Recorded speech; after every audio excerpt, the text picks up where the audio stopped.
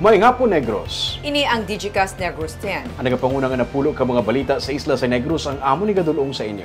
Update ninyo kami via Facebook, YouTube, kag sa Keka Channel 11. Nagbatian mo kami sa FM station nga 91.1 FMR Bacolod. Kag yari na ang top 10 nga mga balita sa Negros subong nga adlaw.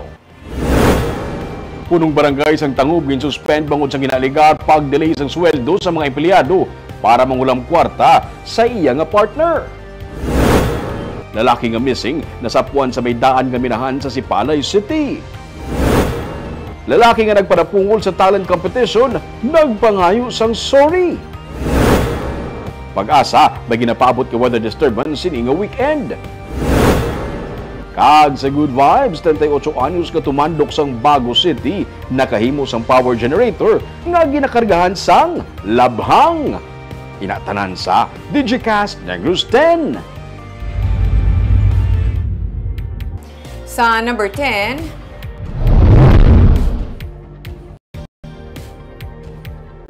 Pag-asa may ginapaabot nga weather disturbance ini nga weekend. Tubtub sa Biyernes, ginapaabot nga padayon nga maka-eksperyensya sa mainit nga panahon sa bugos nga pungsod. Ang easterly suko ng hangin gikan sa Pacific Ocean ang padayon nga nagaapekto sa Pilipinas. Mangin magal-umo ng kalangitan nga may dala nga lapta-lapta nga pag-ulan kag panag-uob kun hapon o kun gabi. Apang suno sa Pag-asa sa weekend, may ginapaabot nga weather disturbance nga magasulod sa Philippine Area of Responsibility pero padayon pa ini nga ginamonitor sa Weather Bureau. Sa masunod nga inadlaw magahatag sila sang update parte diri.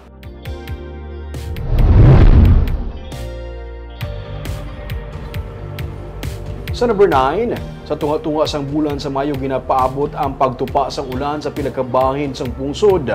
Ginapaabot man ang transisyon sa tig-ululan. Inisulod sa kay Irene Bell Plutenya, ang pamuno sa Provincial Disaster Management Program Division, base man sa advisory sa Pag-asa. Nagakasayuran na sa amuman nga tion magabulubugnaw naman ang temperatura kung ipaangit sa sitwasyon sa karon. Sa dagdigad nga duha ka adlaw suno sa PDMPD, may pagtupa sang ulan sa pila ka mga lugar sa northern kag southern Negros. Sa sur nga amo ang natamaan sang igo sang El Nino, may pag-ulan sa Himamaylan, Sipalay, Hinubaan kanto ni kag Gabangkalan. Subong pa lang, nag-aabiso ng PDRRMO sa pagpanghanda sa La Nina nga suno sa Pag-asa may 60% nga possibility sa bulan sang June, July kag August. Yara na sa tag sa LGU ang magpatuman sang clearing sa ilang mga drainage kag waterways. Suno sa kay Governor Eugenio Jose Lacson, maayo man ang pag-ulan pero kung La Nina o kung bagyo ang magaigo, mas dako ang kahalitan nga matugasin ni sang sa El Nino. Closely monitoring kita sa Pag-asa kag sa ilang advisory, and then ang aton mga LGUs nagakonduct naman sang series of trainings nila kag prepositions naman sila sa ilang mga kinahanglanon. Advice kita na at least nang maka-clear na sila sa mga drainage nila, maka-prepositions naman sila, makapang naman sila sa mga kahoy nila.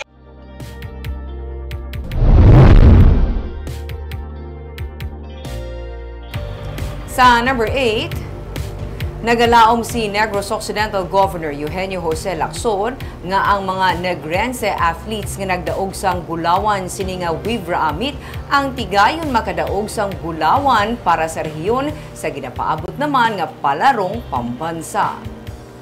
Ginapanginbulahan ni Governor Lacson ang Iloilo nga nagpanguna sa nagtakop nga Western Visayas Regional Athletics Association meet.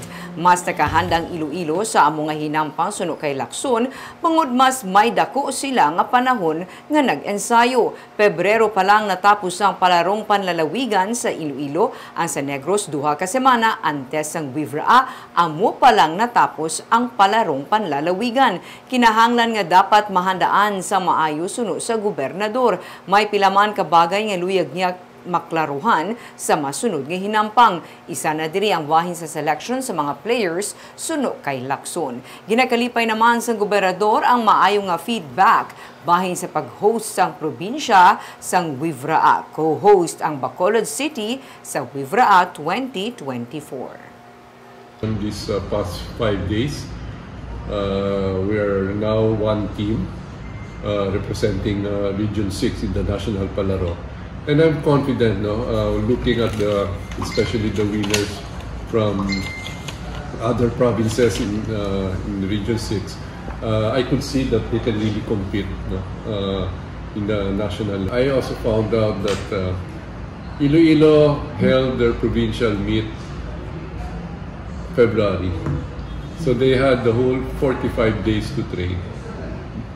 While we in Negros, I think that the gap between the provincial meet and the regional meet is 2 weeks.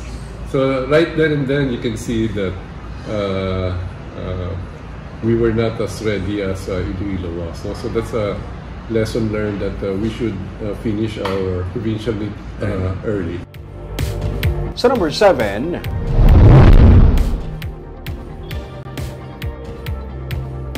tumalan-aw nga nagpanapungol sa performers sa Got Talent competition, nagpangayo na sang pasaylo. Inihungod ni Alan Fernandez nga madala siya sang emosyon samtang nagalantaw sang Got Talent competition sa Hacienda Carmen sa Barangay Granada sang Sabado sang gabi. Istorya niya nga wala niya mapunggan ang kaugalingon samtang ginalantaw ang acting performance sang senior high school student nga si Francisco Gregorio nga nagasakit sang kaupod niya nga aktres nga si Josel Flores nga sadto nagapakuno-kuno nga OFW nga ginaabuso sang amo. Nagsaka sa stage si Fernandez kag ginsumbag si Gregorio ugaling si Flores amo ang naigo sa likod sang iya nga pagpanapungol. Gani ang mga kaupod sang duha ka mga performers ang nagsinaka man kag ginpulihan sa Fernandez. Ginabato ni Gregorio ang pagpangayo pasaylo ni Fernandez pero separado sila nga nagpablatter sa Police Station 5 angot sa natabo nga insidente. Ginapaminsaranan nanday Gregorio nga ipaiway ang paglaragway sang kasubong nga eksena nga masunod nila nga pagpasakop sa talent competition. Maintindihan yung ako ng emosyon sa mga nanay. Gabay pa, may mga kabataan, may mga babae, gabay pa maintindihan yung ako ng ginhimo. Ginako ko man nga sala ko. Sa duwagali ka kontestan, pasensya gid ka sa mga ginikanan nila, pasensya gid nga nadala lang ko sa emosyon. Gabay pa nga mapasensya nyo.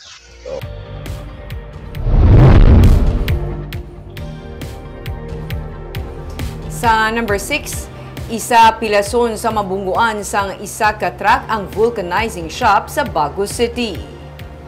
Gindala sa ospital si Rodel Cabanhao matapos mabungguan sang naglapaw nga container van sa highway sang Barangay Talok, Baguio City samtang nagakatulog sa sulod sang vulcanizing shop. Ang 14-wheeler container van nga may karga 20 tonelada nga kalamay ang ginadala ni Vicente Maano. Ang halin sa Cabancalan City kag padulong sa Bredco Port. Sa inisyal nga impormasyon gikan sa PNP, hinali na lang napatay ang makina sang truck gani ginhingagaw sang driver nga ipahigad ini. May isa ka salakyan nga nagaagaw sang iya nga lane, amukod nga naalang-alang ang driver kag nagrekta ang truck sa vulcanizing shop. Gindetain sa Baguio PNP ang driver.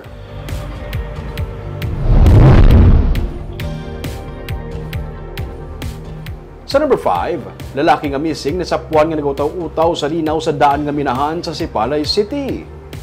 Nasapuan nga nagutaw-utaw ang bangkay ni Bernie Bad Boy Magbanwa Moises sa daan nga Maricalo Mining sa Barangay San Jose, Ciudad sang Sipalay, Domingo sang aga. Ginkuha ini sa katapos ang rescue group sang Sipalay City. Sunod sa kay Police Lieutenant Colonel Fernando Soblingo, Acting Chief of Police ng Sipalay PNP, una nga na-report si Moises nga missing sang Sabado, kag ulihin niya nakaupod ang iaabyan nga nag-inom-inom, kag wala na siya makita pa. Ginapatihan nga naligo ang biktima sa linaw sa daan nga minahan, nga ginatawag nga Covidlandia. Apang bangod sa nga nakainom, nalumos ang biktima. Nagapati ang pamilya wala sang foul play sa natabo sa ilang nga himata.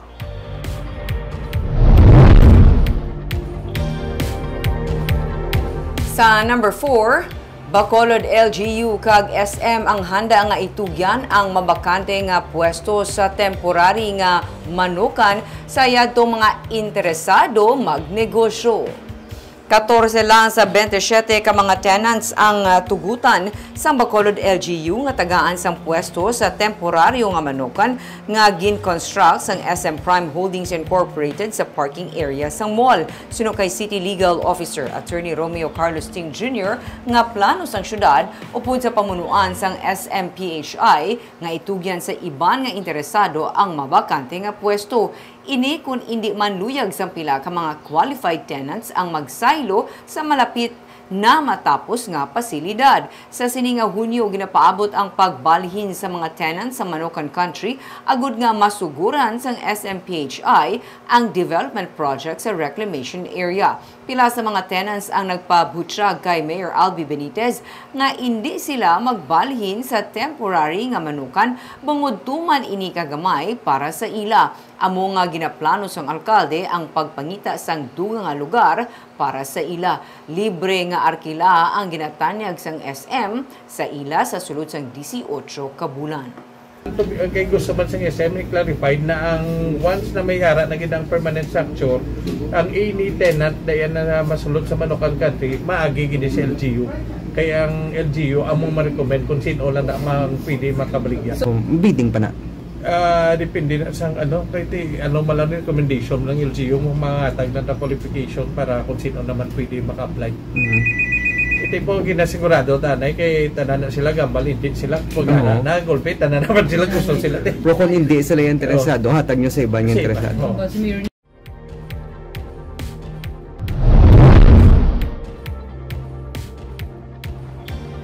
Sa number 3, Governor Eugenio Jose Lacson nagpasalamat sa suporta nga ginahatag sa iya sa incumbent nga PDP members.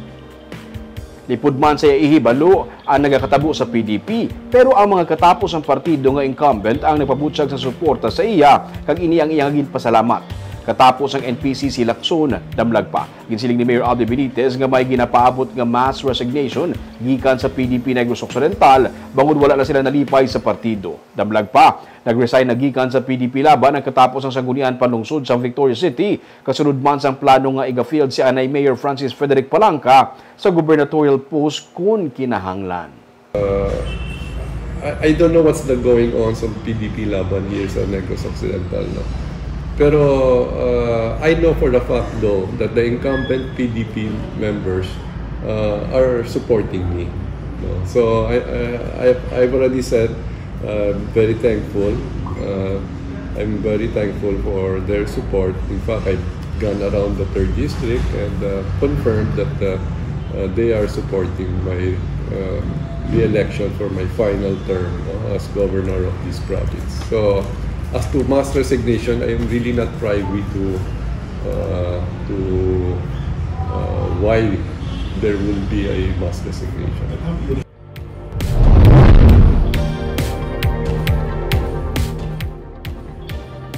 Sa number 2, Senator Francis Tolentino ang nagpahayag nga natural lamang ang pagbiya sang mga anay ka partido sang PDP kung nagahilapit na ang eleksyon.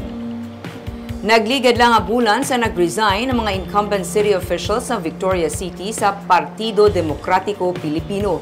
Ginsiling ni Mayor Albi Benitez nga madamo pang masunod nga magabiya sa partido kabahin sang mass resignation.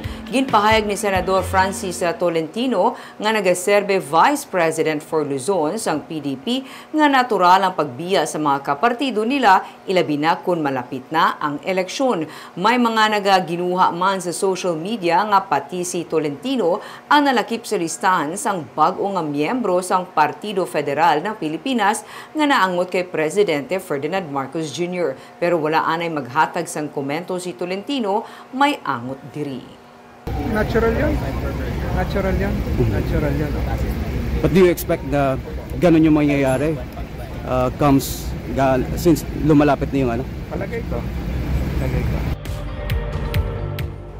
Kag sa numero 1 sa mga balita, subong adlaw.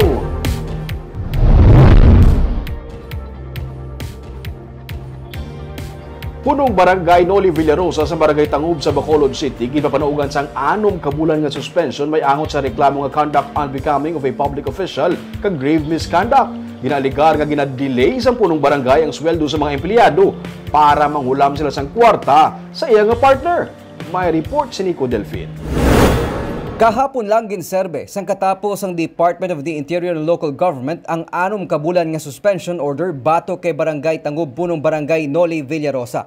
Ginkumpirmar ini ni punong Barangay Cesar Distrito, spokesperson ni Mayor Albi Benitez matapos nagwa sa desisyon sang Office of the Ombudsman for the Visayas nga guilty si Villarosa sa kaso nga conduct unbecoming of a public official ka grave misconduct. Ini may kangtanan sa reklamo ni Barangay Kagawad Katrina Sonota batok sa iya kag sanday Kagawad Luz Atienza, anay Kagawad Jose Ray Pendon, kag anay Barangay Treasurer nga si Maria Teresa Dumediago. There sa aton Ombudsman rules nga while ang appeal is pending, the decision will still be implemented unless there is a TRO nga i-issue.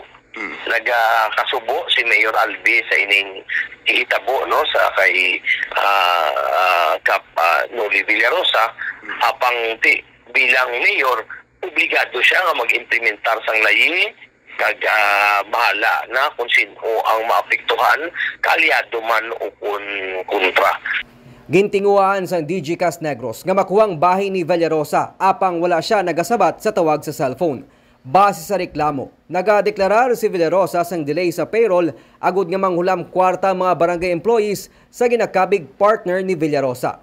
Si Distrito ang nanginanay abogado ni Villarosa. Nagapati siya nga mag-file sang motion for reconsideration o concertiorari ang punong barangay. Ining makaduwa na ka beses nga nasuspend ang punong barangay. Although sunod man sa kay Cap Noli, wala siya nagapautang. Kag in fact ang kung sino man ang nagapautang ng bulik to yan gani sa imin sa mga empleyado sa niya barangay, no? But these are ginresolbar sa ombudsman. So kung hindi kontento sang desisyon sa ombudsman, he has the right to either question it through a motion for reconsideration or to file an appeal for certiorari before the Court of Appeals. Yes. Ang administrative charges batok naman sanday Atienza kag Pendon ang gindismiss sang ombudsman. Si Atienza karon ang nagaserbe nga punong barangay samtang suspended si Villarosa. Nico Delfin para sa DG Cas Negros.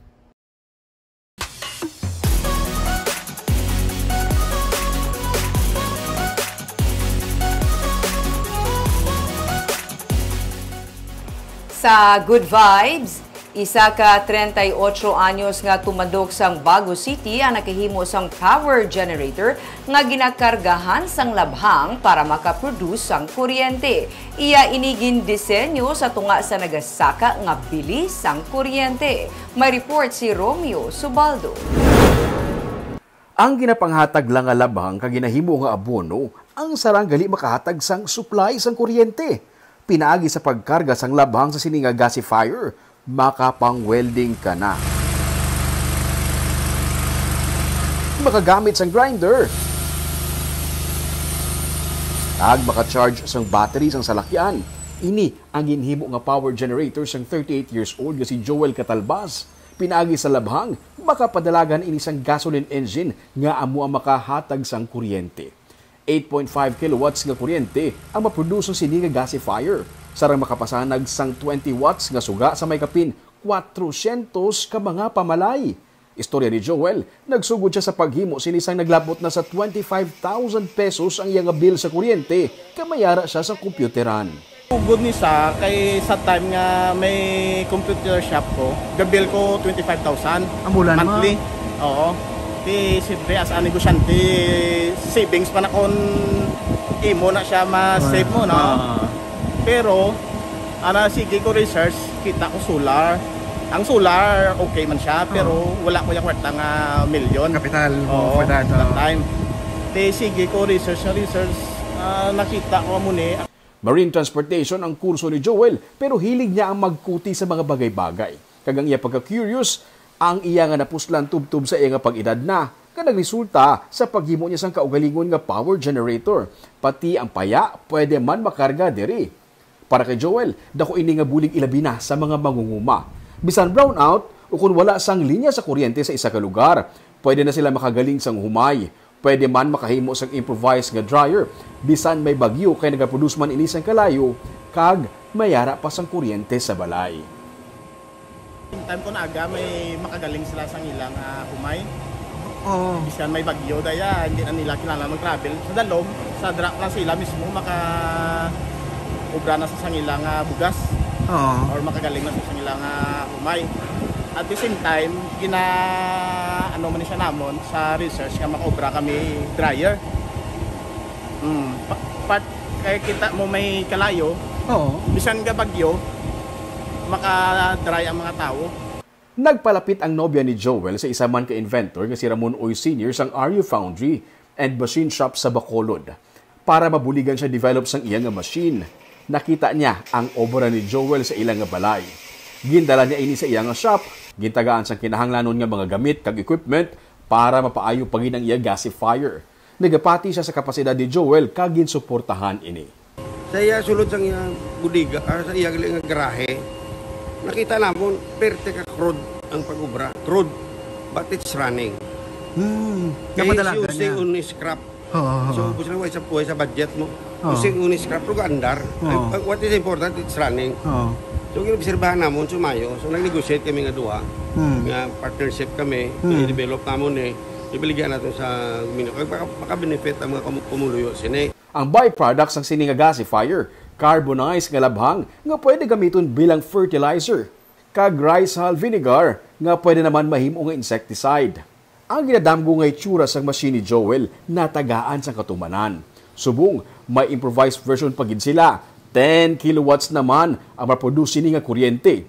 Yara pa sila sa gihapon sa stage ng pag-improve sini. Ang pinakamarami diri suno sa kayoy kay pwede ini makahatag sang power supply sa isa ka komunidad. May mga lugar nga hindi malambot ang linya sa kuryente. If put it up in the middle of the community, pwede tayo sugaan ng mga community. That's why we're testing it. Nakatesting na sila padalagan sini sa sulod sang 14 oras. Kung gasolina ang gigamit sa pagpadalagan sang power generator, mga yara sa 3,000 pesos ang gasto. Pero sa sini nga machine, napulo lang kasako sang labhang. Sa paglantaw nila sa sulod sang 2 ka bulan, mahimo na ini mabaligya. May gamay na lang ang mga gina-improve diri. Sa sini nga panahon nga sunod-sunod ang brownout kag kamahal sa bilis ang kuryente suno sa kay Joel, dako ini nga bulig ilabi na sa mga mangunguma. Barbang namin diri kay una ganyan mga benepisyo, syempre mangunguma may mga labhang sa ilang mga lugar, so dako siyang nabulig. Kag ming dako gid yan no nga help ang makapangita ka sa medyos para lang maka-save ka sa bilis ang kuryente. Kaalam sa iya. Kaalam ito mga balita sa Negros subong adlaw. Kay man sa panahon karon importante nga may ihibalo ka sa nagkatabo sa imo nga palibot. Pero dapat balanse kag eksakto mga impormasyon. Padayon kami nga magapangalagad sa Negrosanon. Ako si Barbara Mijares. Tubtub sa buwas, ako naman si Romeo Subaldo. Mayong hapon.